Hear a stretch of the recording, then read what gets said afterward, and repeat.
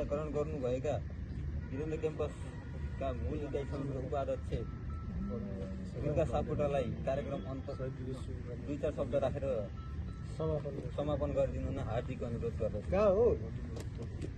सबैलाई क्रान्तिकारी अभिवादन। वीरेन्द्र क्याम्पस उपाध्यक्ष दुर्गा सापकोटा।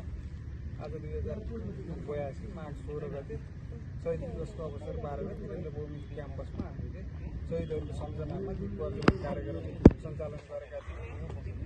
अखिल क्रान्तिकारीका केन्द्रीय नेताहरूदेखि लिएर जिल्ला प्रदेश सबै तहका नेताहरू उपस्थित हुनुहुन्छ। साथै हाम्रो कलेजमा चितवन क्षेत्र नम्बर 2 को उम्मेदवार कमरेड प्रताप गुरुङज्यू पनि उपस्थित हुनुहुन्छ। उहाँलाई तारा चिन्हमा मतदान गरी हामीले विजयी गराउने अभिभार लिएका छौँ। आजको यस कार्यक्रममा सबैको गरिमामय उपस्थिति साथै दीप प्रज्वलन कार्यक्रम सञ्चालन गरी हामी शहीदको सम्झनामा यस कार्यक्रमलाई भव्य र